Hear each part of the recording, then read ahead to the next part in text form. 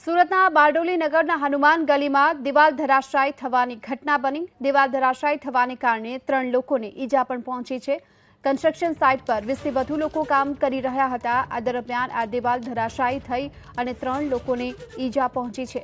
સુરતના બારડોલી નગરના હનુમાન ગલી નાકા પાસે ચાલુ કામ દરમિયાન આ દિવાલ ધરાશાયી થવાને કારણે 3 લોકોને ઈજા થઈ। જિલ્લાના બારડોલી નગરના હનુમાન ગલી નાકા પાસે ચાલુ કન્સ્ટ્રક્શનના કામે દિવાલ ધરાશાયી થઈ। દુર્ઘટનામાં 3 લોકોને ઈજા થતા તેમને સારવાર માટે હોસ્પિટલ ખસેડવામાં આવ્યા।